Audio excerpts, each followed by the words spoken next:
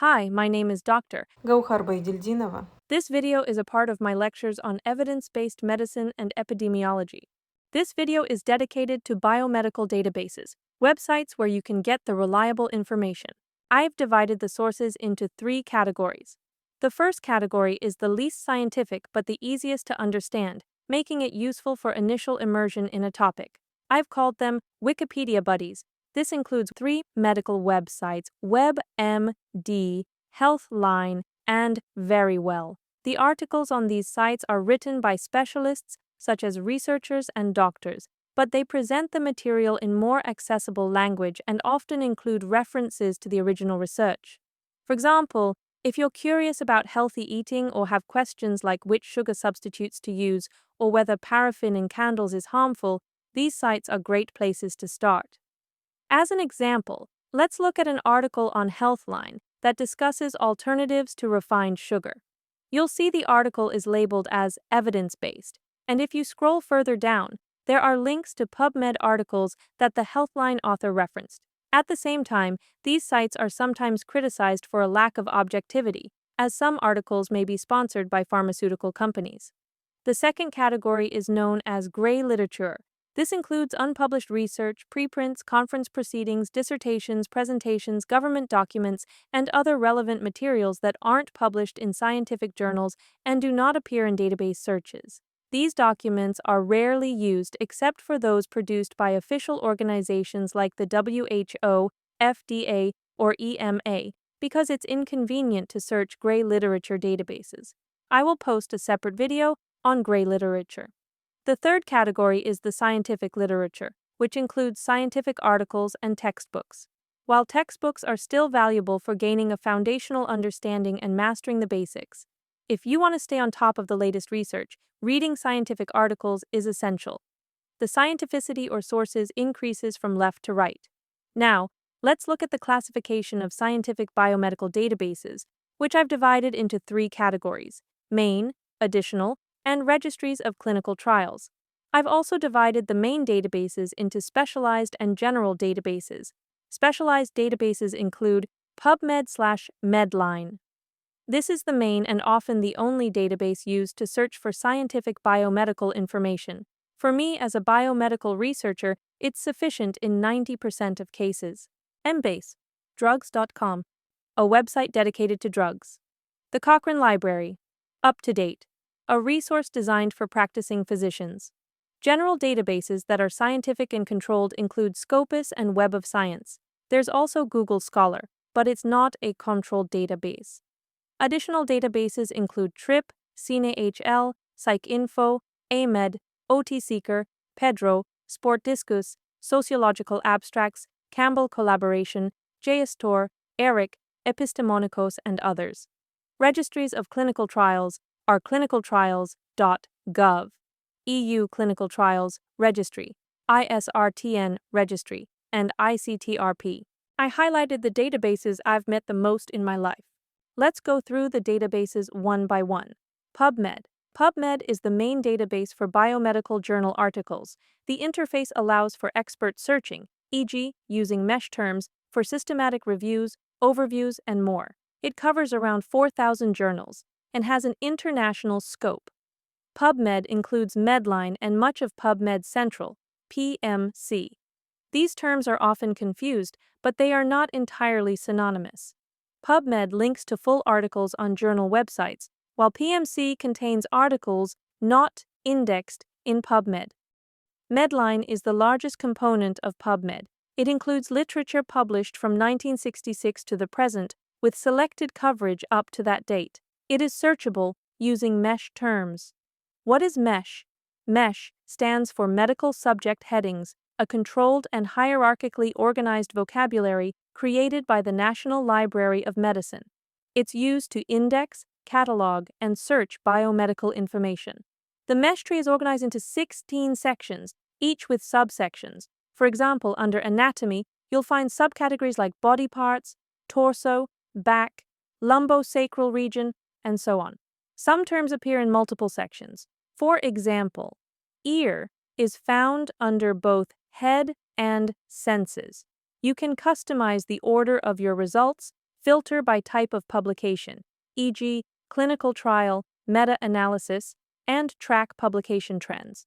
You can even subscribe to specific authors or get daily newsletters. I will link in the description box videos on how to use filters on Pubmed. Embase. Embase, created by Elsevier, contains more than 22 million records, covering from 1974 to the present. It's a large biomedical database with an emphasis on drug research and pharmacology, and it has strong coverage of alternative therapies, occupational therapy, and physical therapy. Embase uses its own terminology system called Mtree, which has more categories than Mesh, making searches more precise. You can find more information about Embase at the link in the video description. What do I use Embase for? Medication literature search, comprehensive biomedical literature search in combination with Pubmed, systematic reviews, conference proceedings. Unfortunately, Embase is available only through a paid subscription, which is why it's less commonly used. Another useful website for medication information is drugs.com. This site provides detailed information about drug interactions and side effects. However, it is not suitable for more complex tasks, such as writing systematic reviews. I strongly advise this website for medics and pharmacists. The Cochrane Library. The Cochrane Library is available through the Wiley InterScience interface and consists of 7 databases, each focusing on different aspects of research, particularly the effectiveness of various treatments and interventions. One of the most significant parts of the Cochrane Library is Central, the Central Register of Controlled Trials. The quality of each study is carefully assessed using predefined criteria. Evidence of weak methodology or potential bias is thoroughly reported. Cochrane researchers then apply statistical analysis to compare test data, producing a systematic review that ultimately determines the effectiveness of a medical intervention. These reviews often conclude that there is insufficient evidence to support or oppose a specific treatment, suggesting that further research is needed before medical professionals can prescribe a particular intervention. The completed reviews are available in full reports, condensed summaries, or in plain language for the general public. Up to Date. Up to Date is a subscription-based resource designed to provide physicians with current clinical information. It addresses specific clinical issues through detailed topical reviews. According to Up to Date, it is designed to give physicians concise and practical answers when they need them most, at the point of care. These reviews are written by expert physicians who synthesize the literature and provide recommendations for diagnosis, management, and therapy. I also have 2 paid courses on Udemy.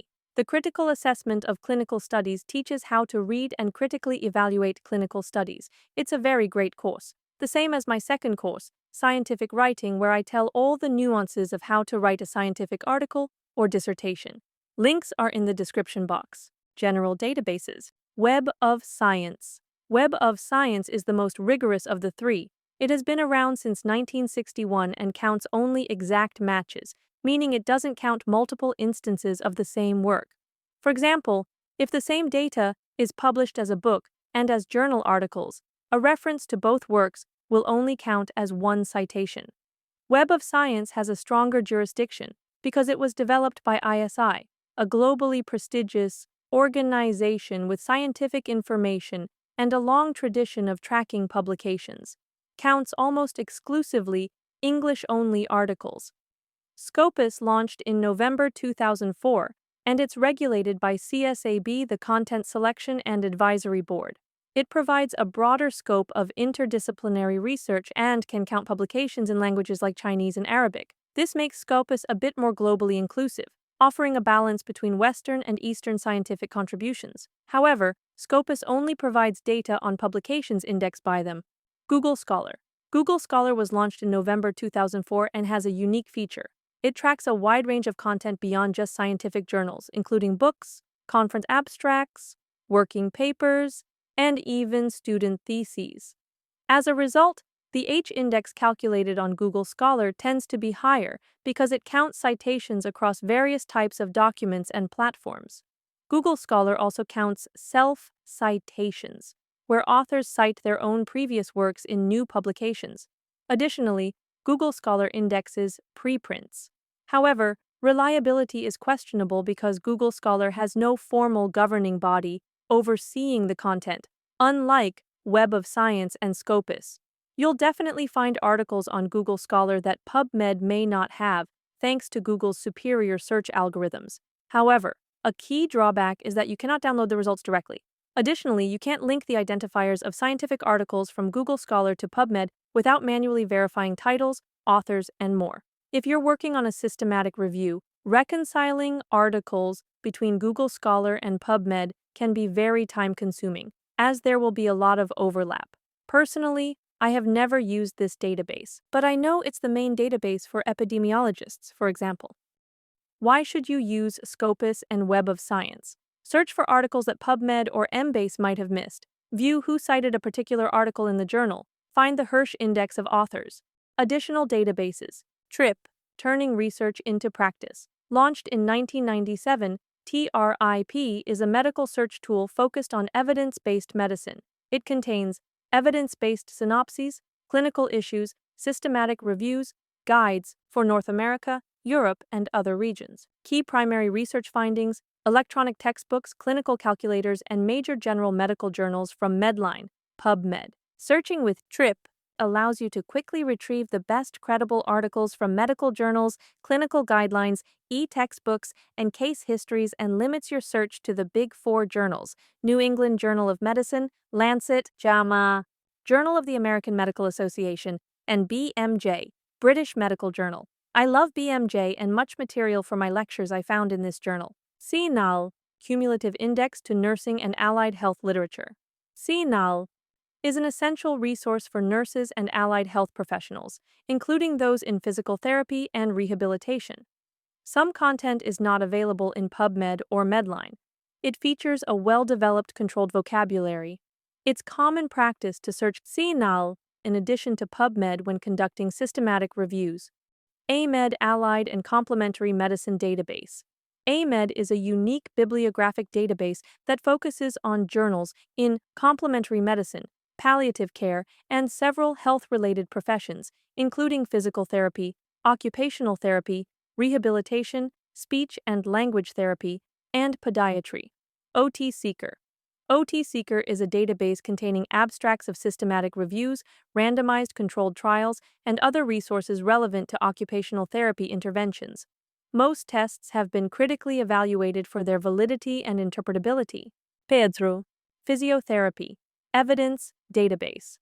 Based on private citation databases from the Steering Committee of the Centre for Evidence-Based Physiotherapy, School of Physiotherapy, University of Sydney, and abstracts of randomized, controlled trials of physiotherapy from the Cochrane Project, the Evidence-Based Physiotherapy Database was launched on the Internet in 1999. The purpose of the database, according to the website, is to provide rapid access to bibliographic data and abstracts of RCTs, systematic reviews, and evidence-based clinical practice guidelines in physiotherapy. Sport Discus. Sport Discus is the most comprehensive bibliographic database covering sports, physical training, exercise, sports medicine, physical education, kinesiology, disability training, rehabilitation, nutrition, injury prevention, and more. PsycInfo.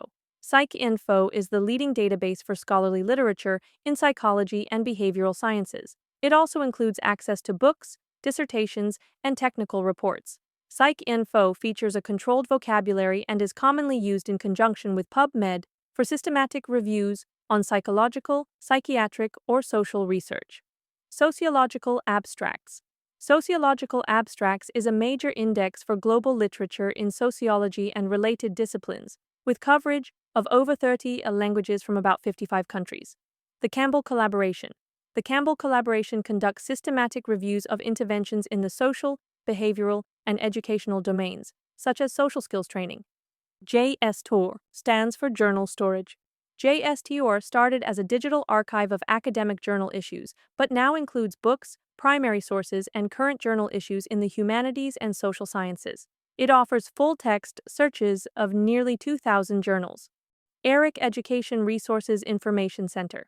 ERIC focuses on educational topics and is ideal for research on medical education. Epistemonikos. Epistemonikos is unique because it links systematic reviews, expanding the synthesis of reviews and primary research. You can visit their website at epistemonikos.org. The third category is clinical trial registries. Every clinical trial must be registered on clinicaltrials.gov before it starts recruiting participants. This includes trials in all phases, including those that have been halted. Searching here helps you find unpublished trials. The International Clinical Trials Registry Platform, ICTRP, is a global platform operated by WHO that provides a comprehensive view of clinical trials worldwide. Launched in 2006, the ICTRP combines data from multiple clinical trial registries to create a centralized database accessible through a search portal. There is also the European Union Clinical Trials Registry. More information about registries and how to navigate them will be included in the article Medical and Health-Related Trials Registries and Research Registries, which you can find linked in the description. I didn't make a special category but decided to mention databases of clinical guidelines. The National Guideline Clearinghouse, NGC, is a comprehensive US-based database of clinical guidelines, including international sources. It allows comparison of guidelines on similar topics through detailed tables and confidence level assessments. The National Institute for Health and Care Excellence, NICE, funded by the UK government, provides national clinical guidelines to improve healthcare quality and standardization. Both resources support evidence-based decision-making for healthcare professionals worldwide. Once again, the slide with all databases.